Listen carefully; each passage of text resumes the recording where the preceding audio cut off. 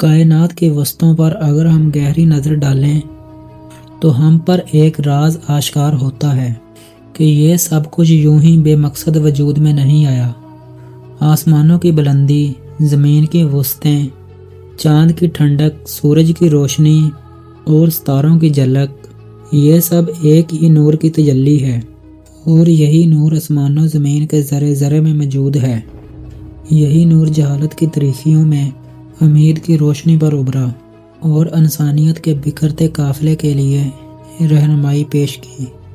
یہ نور نور محمدی ہے، جس کا واسطہ تخلیق آدم سے بھی پہلے کا ہے، لیکن یہ نور سب سے آخر میں جلوہ گر ہوا، اور یہ ذات ہمارے پیارے نبی صلی اللہ علیہ وسلم ہیں۔ اللہ تبارک تعالیٰ نے نور محمدی کو تمام مخلوقات کے وجود سے بھی پہلے پیدا فرمایا۔ جب اس مقدس نور کی تخلیق ہوئی، تب سے اس کائنات میں ایک اللہ کی ذات کے سوا کچھ بھی نہیں تھا۔ اللہ تعالیٰ نے اپنے نور سے خود اپنے محبوب کے نور کو حکم کن سے پیدا فرمایا، جیسا کہ حضرت جابر بن عبداللہ سے روایت ہے کہ انہوں نے حضور پاک صلی اللہ علیہ وسلم سے پوچھا کہ یا رسول اللہ، میرے ماں باپ آپ پر قربان، مجھے بتائیے کہ اللہ تعالیٰ نے تمام چیزوں سے پہلے کس چیز کو پیدا فرمایا؟ حضور پاک صلی اللہ علیہ وسلم نے فرمایا کہ بے شک اللہ نے تمام کائنات سے پہلے تمہارے نبی کے نور کو اپنے نور سے پیدا فرمایا۔ وہ نور قدرت الہی سے جہاں چاہتا تھا وہاں سیر کرتا رہا۔ اس وقت نہ لوح تھی نہ قلم، نہ ہی جنت تھی نہ دوزخ، نہ ہی آسمان تھا نہ ہی زمین، اور نہ ہی چاند تھا نہ ہی سورج، اور نہ ہی جن و انس۔ پھر انبیاء اکرام کی روحوں کو پیدا کیا گیا، اور وہ ارواح حضور کے نور سے فیض یاب ہوئیں۔ ان روحوں نے نور محمدی کی تصدیق کی۔ اللہ کے حکم سے اس مقدس نور کو آدم علیہ السلام کو عطا کی گئی تاکہ اس نور کا ظہور اس دنیا میں ہو۔ یہ نور حضرت آدم علیہ السلام کی پیشانی پر تھا، چنانچہ تمام فرشتوں نے حضرت آدم علیہ السلام کو سجدہ کیا۔ حضرت ابن عباس فرماتے ہیں کہ آدم علیہ السلام کی نسلوں میں نبی سے نبی کی طرف نور محمدی منتقل ہوتا رہا، اور ہمیشہ یہ نور پیغمبروں کے اسلام میں منتقل ہوتا رہا، یہاں تک کہ پاک پشتوں اور پاکیزہ ارحام کے ذریعے اسماعیل علیہ السلام کے ذریعہ بنو ہاشم سے ہو کر یہ نور عبد المطلب کی روشن پیشانی پر چمکا، اور یہاں سے حضرت عبداللہ کے صلب مبارک سے حضرت بی بی آمنہ کے شکر مادر میں منتقل ہوا۔ یہ نور جیسے جیسے منتقل ہوتا گیا، ویسے ویسے اس کے فضائل و برکات رونما ہوئے۔ نور محمدی جس پاکیزہ ہستی میں بھی منتقل ہوتا، نہ صرف اس کی ظاہری حسن و جمال بے مثال ہو جاتی، بلکہ اس کا باطن بھی پاکیزہ ہو جاتا۔ روایت ہے کہ جناب عبد المطلب کا رنگ و روپ پورے بنو ہاشم میں سب سے زیادہ گرویدہ تھا، اور ان کی پیشانی پر عجب سا نور چمکتا تھا، چہرے پر خاص چاشنی اور چمک تھی۔ کہتے ہیں کہ زمانہ جاہلیت میں کہ عبد المطلب نے ایک خواب دیکھا تھا۔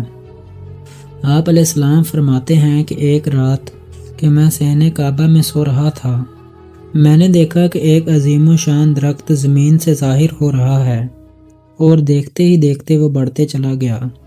اس کی شاخوں نے آسمان کو چھو لیا، اور اس کی ڈالیاں مشرق و مغرب تک پھیل گئیں۔ اس کے پتے آفتاب سے زیادہ چمک رکھتے تھے۔ میں نے دیکھا کہ عرب و عجم کے رہنے والے اس کے آگے شان سے جھک گئے ہیں، اور اس کی روشنی آہستہ آہستہ بڑھتی جا رہی ہے۔ پھر میں نے دیکھا کہ قریش کے کچھ لوگ اس کی شاخوں سے لپٹ گئے ہیں، اور کچھ لوگ اسے کاٹنا چاہتے ہیں، لیکن جب وہ لوگ اس ارادے سے اس کے قریب گئے تو اس کے بعد ایک خوبصورت نوجوان ان کو روک دیتا ہے۔ میں نے اس سے زیادہ خوبصورت نوجوان آج تک نہیں دیکھا۔ اس نوجوان کے جسم سے ہر طرف خوشبو پھیلتی چلی جا رہی تھی۔ میں نے چاہا کہ عظیم و شان درخت سے لپٹ جاؤں، لیکن میں وہاں نہ پہنچ سکا، اور پھر جناب عبد المطلب بیزار ہو گئے۔ اس وقت عرب کے اندر کاہن ہوا کرتے تھے جو مستقبل کا حال اور خواب کی تعبیریں بتاتے تھے۔ عبد المطلب فرماتے ہیں کہ میں اگلے روز کاہنہ عورت کے پاس گیا اور اپنے اس خواب کو بیان کیا، تو خواب سنتے ہی اس کا چہرہ بدل گیا، اور وہ گھبرا کر بولی کہ تیرے پشت سے ایک شخص پیدا ہوگا جو مشرق و مغرب کا شہنشاہ بنے گا، اور پوری دنیا اس کے آگے جھک جائے گی۔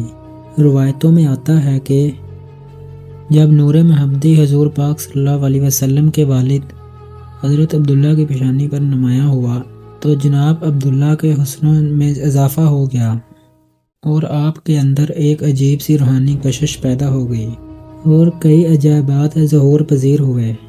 حضرت عبداللہ خود فرمایا کرتے تھے کہ میں جہاں بھی جایا کرتا بادل میرے اوپر سایہ کر لیا کرتے اور میں جس زمین پر بھی بیٹھتا تو وہاں کی آس پاس کی جھاڑیاں اور پودے سرسبز ہو جاتے۔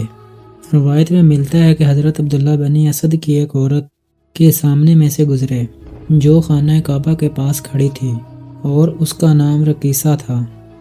جب اس کی نظر حضرت عبداللہ پر پڑی تو آپ کی چمکدار پیشانی کو دیکھ کر تو وہ آپ کے حسن و جمیل پر فرختہ ہو گئی اور کہنے لگی کہ وہ 100 اونٹ تم پر فدا کیے گئے ہیں میرے ذمے ہیں اور میں انہیں پیش کروں گی۔ حضرت عبداللہ اس کی اس بات پر شرما گئے کیونکہ وہ دراصل انہیں نکاح کا پیغام دے رہی تھی۔ حضرت عبداللہ نے انکار کیا اور آگے نکل گئے۔ بہرحال کچھ عرصے بعد آپ کا نکاح بی بی آمنہ سے ہو گیا اور اس طرح حضرت آمنہ حضرت عبداللہ کے نکاح میں آ گئیں۔ یوں نور محمدی حضرت آمنہ کی طرف منتقل ہو گیا۔